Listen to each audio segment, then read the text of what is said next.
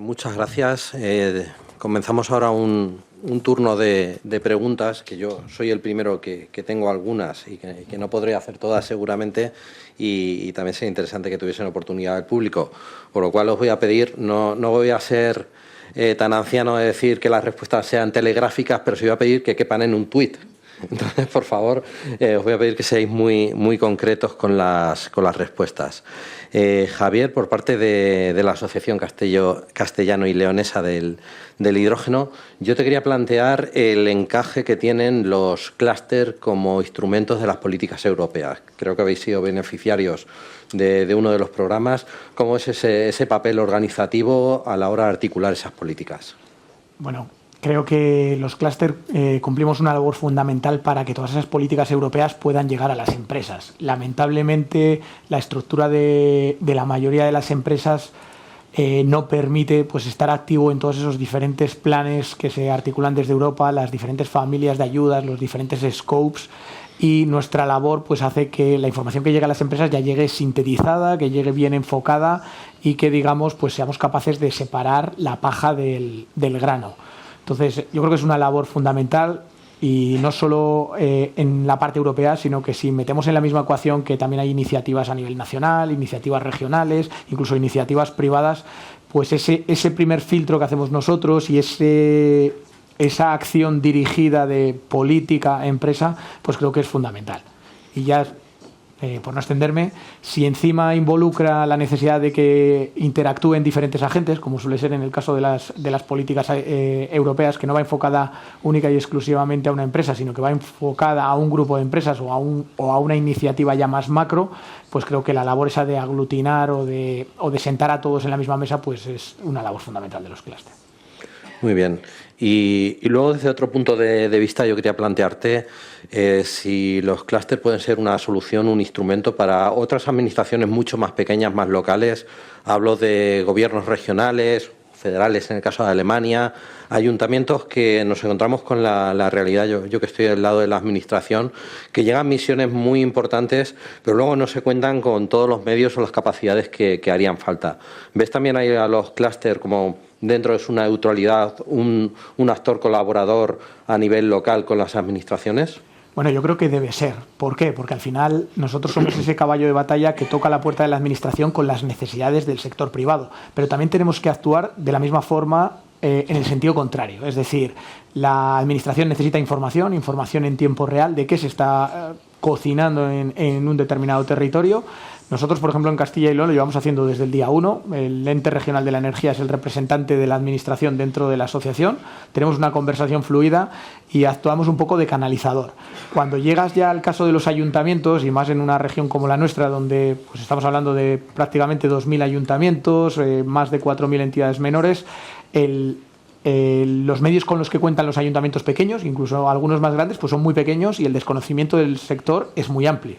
Entonces, cuando van a pedir un determinado informe de compatibilidad urbanística, cuando van a pedir un determinado documento o van a hacer un trámite, pues es importante que nosotros hayamos llegado a esa administración, la hayamos, entre comillas, hayamos allanado el camino, hayamos preparado el camino y los plazos sean más ágiles. No podemos, entre comillas, prometer nada, no hay una regla escrita, todo es un traje a medida, pero creo que la labor sí que puede ser fundamental. Uh-huh. Y por último, te voy a tratar un tema un poco espinoso, que es la rivalidad, ¿no?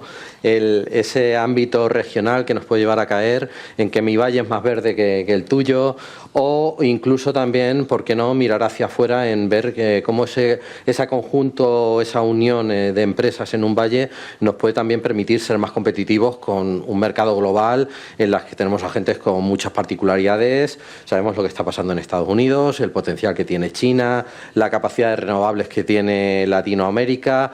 ¿Qué papel pueden jugar esos valles a la hora de dar competitividad a nivel europeo?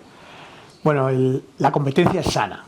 Quizá no estamos en el momento de competir. Yo siempre pongo un ejemplo y quiero acordarme un poco de los comienzos del sector eólico, ¿no?, donde la gente, las empresas identificaban el potencial eólico y los primeros proyectos se articulaban con sociedades donde estaban participadas por 8 o 10 empresas diferentes, donde participaba también la administración, y todos en aquel momento eran conscientes de que si todos no remaban en la misma dirección, los proyectos no podían salir adelante. Entonces, yo creo que en el sector del hidrógeno tenemos que pensar igual. esa rivalidad de unos valles frente a otros creo que nos sirve y antes he tratado de explicarlo, quizá no lo he conseguido. Los valles no dejan de ser los precursores de un despliegue masivo de lo que viene siendo la cadena de valor del hidrógeno. Si no somos capaces de unir esos nodos, que es lo que van a implicar los valles, si nos falta un nodo intermedio para unir dos puntos, probablemente no tenga sentido ni un valle en un lado, ni un valle en el otro, ni el consumidor más allá. Entonces, la competencia, vuelvo a recalcar, es sana, la competencia va a llegar, pero estamos en una situación, entre comillas, idílica, donde las necesidades son comunes y donde tenemos que remar todos en la misma dirección. Perfecto, pues muchísimas gracias. Pasamos a Maike. Yo te quería preguntar, además de las diferencias de eficiencia y coste, si hay algún aspecto más, aunque sea secundario, que diferencie esas opciones de transporte. Sí, los hay. Yo creo que el punto más importante lo ha mencionado el compañero Reikat, es decir, la pureza del hidrógeno que sale de la tubería o de otro medio de transporte, o la pureza que se necesita incluso para el transporte. Es un aspecto muy importante a tener en cuenta. Actualmente en Alemania pensamos que para el transporte en tuberías necesitamos un grado de pureza del 98%, que es poco. Por ejemplo, para las pilas de combustible. Y además es un aspecto de costes, porque el hidrógeno que saco de la infraestructura, pues lo tengo que purificar después para mis procesos. Y eso es un argumento a favor de la producción local. Es decir, yo en este aspecto sé de antemano cuál va a ser la pureza o la contaminación. Es un argumento a favor de la producción descentralizada y lo mejor es empezar de esta forma y luego solucionar las demás opciones de transporte hasta que se construyan, etcétera. Pero no podemos esperar y depender de la construcción de otras opciones. Surgen sinergias y se realimentan las ponencias, lo cual es muy interesante. Yo ahora voy a hacer una pregunta un poco atrevida. Es siempre la gran incógnita en los proyectos de hidrógeno, el tiempo. Dentro de las opciones que has comentado, ¿cuánto tiempo podría llevar implantar cada una de ellas o cuál vendría antes que las demás? Buena pregunta. No puedo dar una pregunta exacta en este momento. Viendo las diferentes opciones, pues tenemos el transporte en tuberías. Si tengo que construirlas y planificarlas previamente, se trata de varios años. Estamos hablando de años, es decir, mucho tiempo. Yo diría que 10 años. Si estoy reconvirtiendo gasoductos de gas natural, pues puede ir más rápido, que ya lo estamos viendo en Alemania, que algunos tramos ya se han reconvertido y ya se llenan con hidrógeno, pero son tramos de 30 kilómetros. Eso sí que ha ido rápido, es una opción que tenemos rápidamente a nuestra disposición. Y cuando pensamos en distancias más largas, tenemos el amoníaco.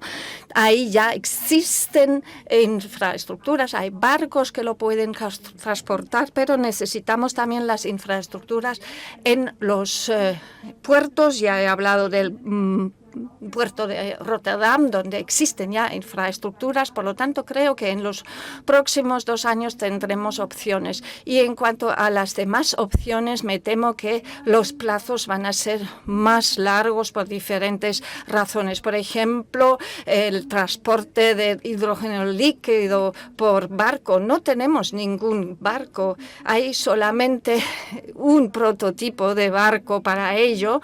Por lo tanto, hay que hacer mucho desarrollo todavía para poder usar estas opciones en algún momento, pero como tenemos prisa, pues yo creo que la reconversión de gasoductos de gas natural y los hubs descentralizados serían la mejor opción. Un poco más en en lo que comentabas, hablabas del suministro regional de hidrógeno, el suministro localizado. ¿Podrías ahondar en las ventajas que tiene?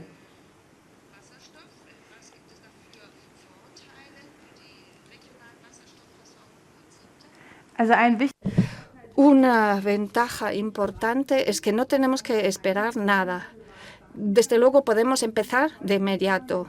Hoy, por ejemplo, si ustedes se juntan con otros socios industriales, pueden iniciar el desarrollo directamente y para su cliente ya pueden definir el plazo de disponibilidad del hidrógeno. Ya no dependen de ninguna barrera burocrática o de infraestructuras. Entonces, estos conceptos regionales pues tienen la ventaja del tiempo.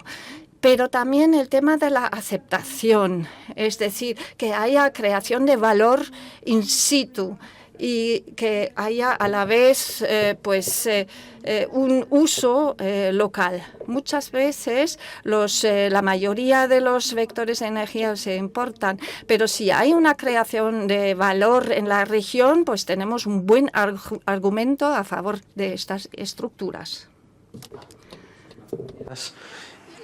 Continuamos con Ulf. Impresionantes los equipos y el desarrollo que tenéis.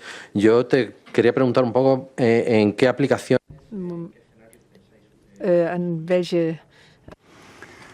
Bueno, como lo he mencionado, en la parte de telecomunicación, al otro lado estamos enfocándonos en la parte de sistemas off-grid.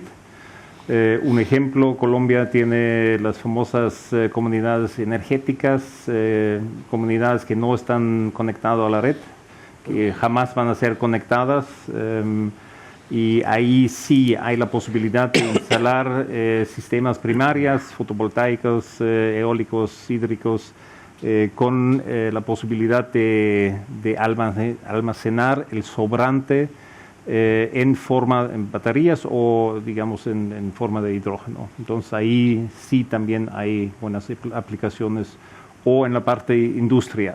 También lo mismo, una pequeña industria que tiene fotovoltaica en el techo, que produce más de lo utilizable durante el día, eso se puede almacenar en vez de inyectar en forma eléctrica a la red, que no hay mucho beneficio para la empresa, y utilizarlo en cuanto no hay, digamos, luz, no hay viento o lo que sea, o se cae la red. Muy bien, y yo también quería preguntarte si os limitáis a la parte de electrólisis o extendéis vuestra actividad para dar esas soluciones. Nosotros daremos soluciones íntegras. Utilizamos, como mencionado, electrolizadores de Napter. Ofrecemos al cliente toda la parte periférica, almacenamiento, la utilización. Si alguien quiere todavía una hidrolinera, con gusto lo vamos a entregar. Entonces, finalmente son soluciones llave en mano para el cliente final. Y quería comentarte también que nos ampliases un poco lugares donde habéis instalado los proyectos y algunas características que consideres que son singulares de esos proyectos. Como mencionado, yo estoy encargándome del mercado LATAM. De todas maneras, estamos a nivel mundial. Ya tenemos más de 200 equipos en 40 países del mundo. En Latinoamérica estamos en Brasil, en Uruguay, Paraguay y Perú. Y hay diferentes características. Hay parte donde hay desarrollos en el sector del blending, así la inyección de hidrógeno a la red de gas natural, o en la mezcla con gas natural para quemadores, para energía térmica. Tenemos otras aplicaciones donde hay pura investigación, viendo cómo se comporta el hidrógeno o la producción de hidrógeno con las energías primarias. Ya hay en la parte de movilidad, donde realmente están viendo de utilizar el hidrógeno en forma no convirtiéndolo en energía eléctrica, sino quemándolo en la parte marítima. Así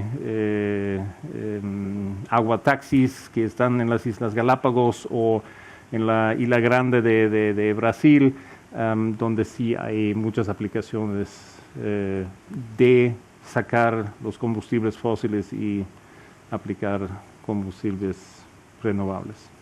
Muy bien, pues muchísimas gracias. Pasamos a José, representante de REICAT. Yo te quería preguntar por la posibilidad de que vuestras plantas funcionen en exteriores o en ambientes un poco más expuestos, si lo tenéis contemplado.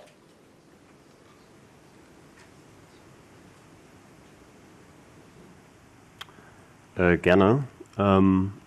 Sí, muy a menudo al llevar a cabo ese tipo de proyectos, los clientes nos suelen preguntar si son instalaciones que se podrían realizar al aire libre. Como nos hemos dado cuenta que en la mayoría de los productos, de los proyectos hidrógeno, pues los gastos de inversión juegan un papel importante y al ver los costes de la instalación en el interior, pues tiene sus ventajas. No hace falta una calefacción de trazado y también se reducen los costes operativos, así que solemos recomendar más bien la instalación en un espacio cubierto, pero a veces por las circunstancias es más práctico colocarlos en el exterior. En Oberlingen, por ejemplo, vemos un ejemplo, pero ambas cosas son posibles y tienen sus ventajas y desventajas. Perfecto. Y bueno, creo que es buena pregunta que toque ya hablar de esto.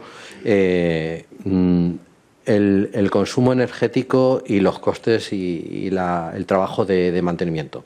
Digo que es buena señal porque cuando algo funciona nos empieza a preocupar cómo lo mantenemos y que no se nos rompa, así como cuánto nos va a costar operarlo. Yo quería preguntarte sobre el consumo energético y luego el coste y el trabajo de mantenimiento.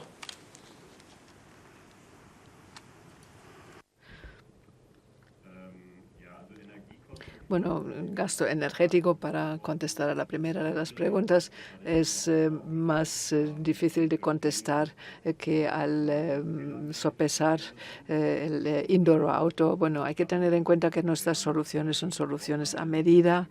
Nuestros clientes nos mandan todo tipo de especificaciones en grandes archivos, pero nosotros nos enorgullecemos de ser capaces de respetar todas estas especificaciones, y esto incide, por supuesto, en el coste energético. Depende de si pues hay redundancias, si hay sopladores eléctricos o no, así que es difícil dar una respuesta estándar, pero más o menos 10 vatios por metro cúbico normal. Esto en relación con los 100 megavatios de un electrolizador, pues esto equivale a 220 kilovatios que hacen falta por regla general, y esto es un gasto prácticamente despreciable en comparación con la electrolisis. Y la segunda pregunta, en cuanto a la intensidad y el coste del mantenimiento, en REICAT solemos decir que es una pena que nuestros sistemas requieran tan poco mantenimiento si se operan correctamente y no se aportan venenos catalíticos, que en la electrolisis en realidad tampoco es peligroso. Digamos que azufre, etcétera, pues eso estropea el catalizador, pero si uno se abstiene de hacerlo, pues el catalizador no se gasta. Acabo de ver a un cliente que compró una instalación nuestra hace 20 años y nos dijeron hace poco que el catalizador nunca se ha tenido que sustituir, las medidas de mantenimiento se realizan cada 10 años y también los elementos que hay que sustituirlos muy pocas veces. interesante. Y ya por último, en este contexto de industrialización y de ya jugar a lo grande, yo quería preguntarte si están automatizadas las plantas y pueden funcionar de forma automática.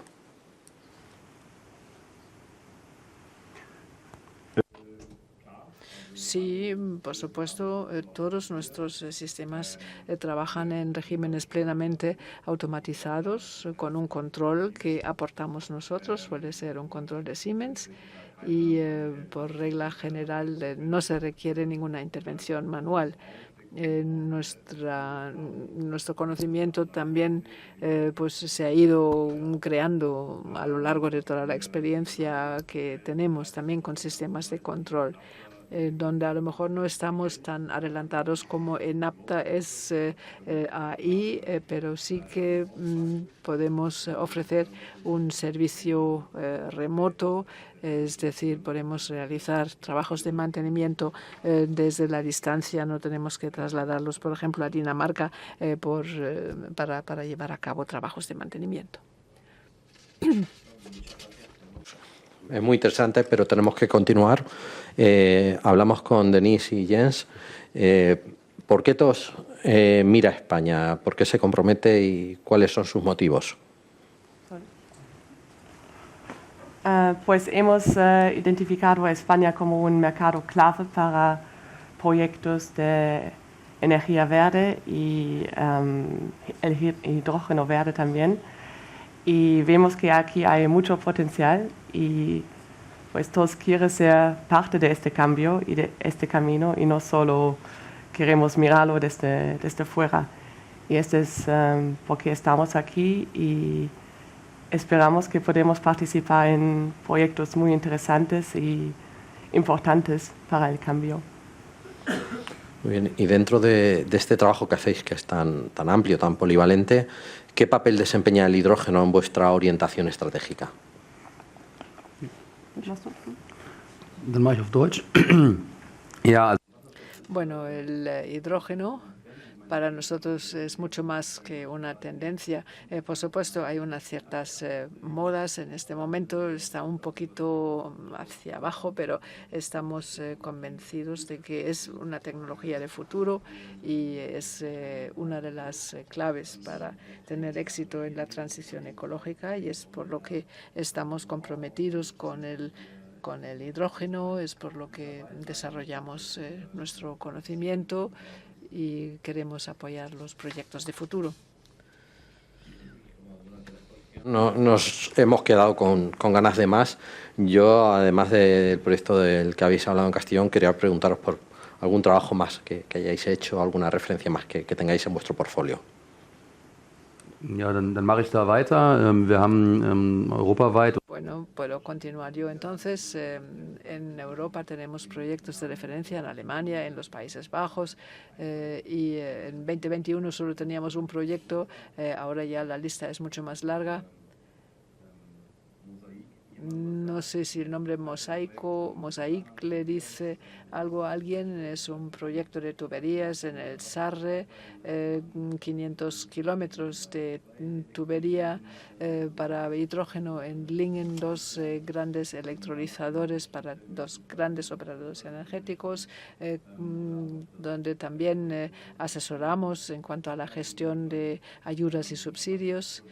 Y también el project control de costes, control de interfaz para Inhasemi en los Países Bajos. Ofrecemos también asesoramiento de organización para una serie de proyectos y OAC parece que ya se ha mencionado, OHC, donde nos encargamos de reporting y evaluación de riesgos. Es decir, tenemos toda una gama de proyectos grandes y pequeños bajo el lema que nos guía, pues visiones convertidas en realidad. Y tan desde tu perspectiva de tiempo, ¿qué ha cambiado en el último año en el mundo del hidrógeno?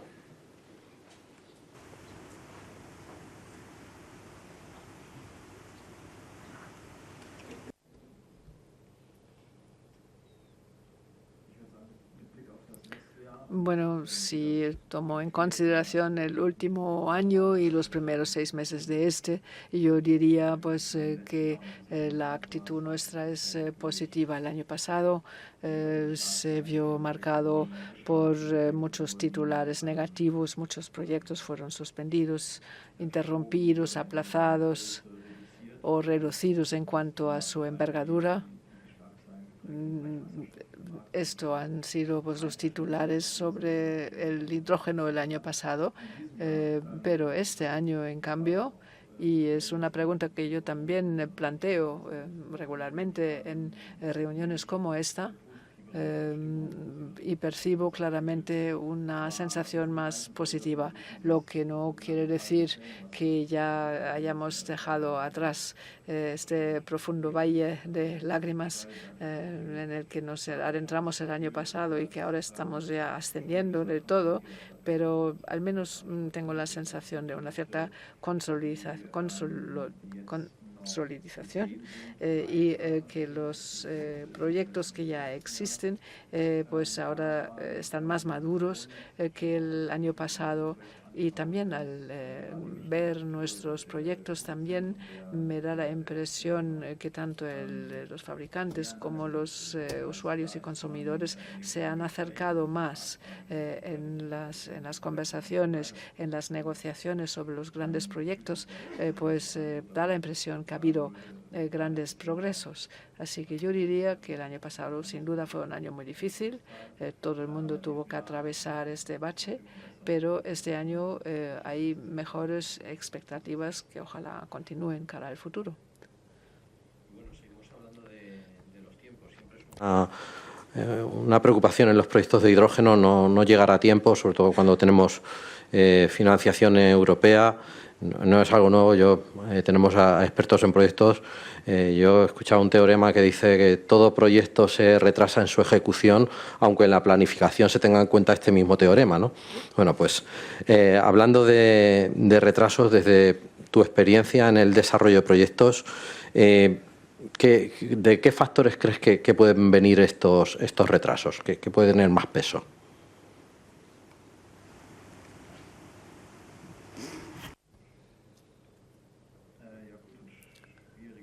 Bueno, es una pregunta buena, pero difícil de contestar. Lo que hemos visto mucho el año pasado, bueno, lo diré de otra manera.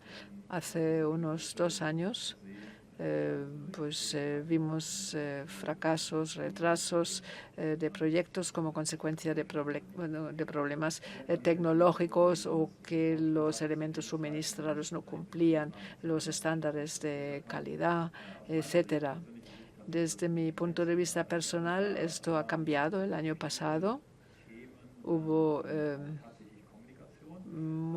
dificultades más bien en cuanto a la comunicación. Por ejemplo, alguien decía, bueno, pues tengo un gran consorcio, muchas partes interesadas, y en al menos muchos de los proyectos en los cuales somos consultores, pues falló la comunicación entre los grandes actores de un proyecto, e incluso ha habido proyectos que se separaron como consecuencia de esta falta de comunicación.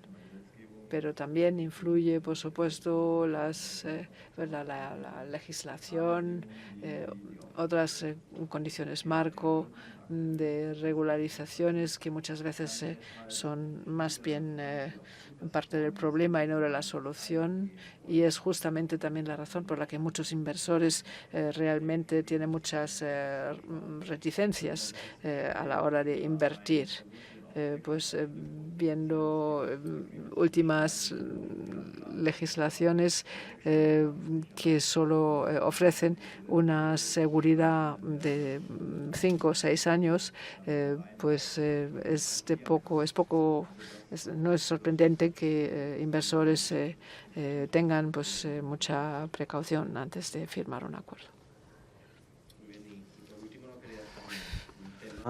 Que antes era casi el leitmotiv por lo que pensamos que se movía, y nunca mejor dicho, el mundo del hidrógeno, y hoy se ha podido ver que queda un poquito en segundo plano actualmente, que es el sector de la movilidad. ¿Cómo valoras la movilidad en el despliegue, en la magnitud del mercado del hidrógeno actualmente?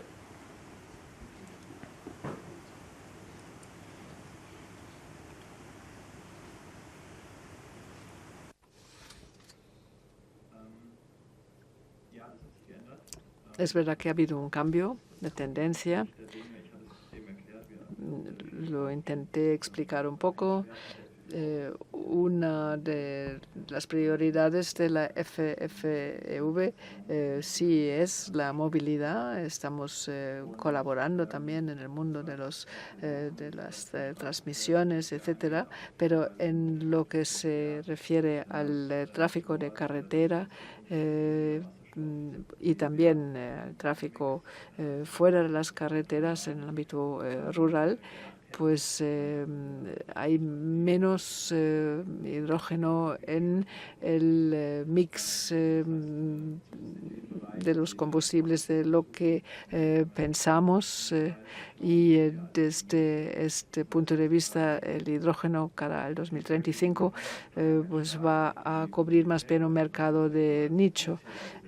Pues los que habían apostado por la movilidad como usuarios principales están reorientándose porque el mercado sencillamente no está allí ni se le espera a medio plazo.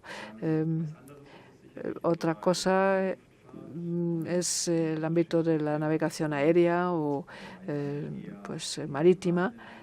Pero allí se trata más bien de derivados los que se van a emplear, ya se trate de metanol o amoníaco en la navegación marítima más que el hidrógeno. Así que esto es un cambio de tendencia en comparación con nuestros pronósticos hace 2 o 3 años, donde veíamos el hidrógeno como una parte mucho más importante para la combustión de los vehículos. Marcus no me saca tarjeta amarilla. Tenemos... La voy a sacar. Bueno, tenemos una pequeña ronda de preguntas. Si alguien del público quiere... Justamente yo propondría, pues para no acumular más retraso, hacer esas preguntas ya en el cóctel, ¿vale? Y perfecto. cumplimos casi con los 15 minutos de cortesía. Pues por mi parte nada más, dar las gracias a los ponentes y por favor voy a pedir especialmente un aplauso para el equipo de traducción que hoy lo ha tenido muy difícil y lo ha hecho fenomenal.